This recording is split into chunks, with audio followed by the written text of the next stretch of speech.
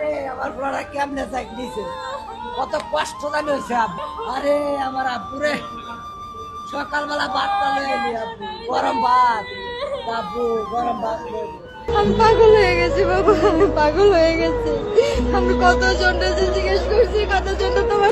কালকের এই দুর্ঘটনার পরে আমি আমার খুব কাছের একটা মানুষকে কল দিয়েছিলাম। বিশ্বাস করেন, আমি 10টা সেকেন্ডও তার সাথে কথা বলতে পারি নাই, কিন্তু সে কমপক্ষে 2 থেকে 3 মিনিটের মতন আমার সাথে কলে ছিল। পুরোটা টাইম মানে সে কান্না ভরা কণ্ঠে, মানে কাঁদতে কাঁদতে মানে সে আমার সাথে কথা বলতে পারে নাই। কারণ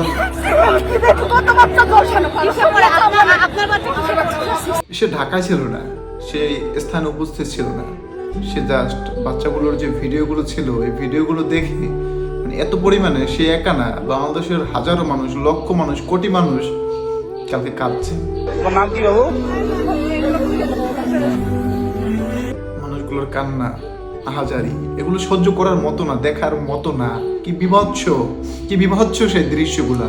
আমার অনেক কষ্টের ছেলে, অনেক কষ্ট। ভবিষ্যতে আমরা এমন ধরনের দুর্ঘটনা বাংলাদেশে আর দেখতে চাই না। সেই 1960 সালের 1950 সালের যত বিমান, যত সরঞ্জাম আছে বাংলাদেশের, এগুলো সব ছুঁড়ে ফেলে দেন ভাই, এগুলো বিক্রি করে দেন। এগুলো বাংলাদেশে কোনো প্রয়োজন নেই।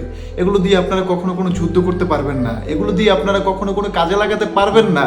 এগুলো দিয়ে এটা হবে, আপনারা বড় বড় অফিসার হারাবেন, এটা দিয়ে বাংলাদেশের মানুষের ক্ষতি হবে, কোনো উপকার হবে না। এই সব জিনিসগুলো বাংলাদেশের প্রয়োজন নাই। যদি পারেন এই যে সাদার টাকা, ঘুষের টাকা, এই যে বিভিন্নভাবে টাকা, কোটি কোটি বিলিয়ন বিলিয়ন টাকা বিদেশে পাচার হচ্ছে, পারলে ওইগুলো ফেরান। ওইগুলো ফেরাইয়া ওই সব জায়গায় বাধা দিয়া আপনারা ভালো ভালো সরঞ্জাম কিনেন, যুদ্ধ বিমান কিনেন।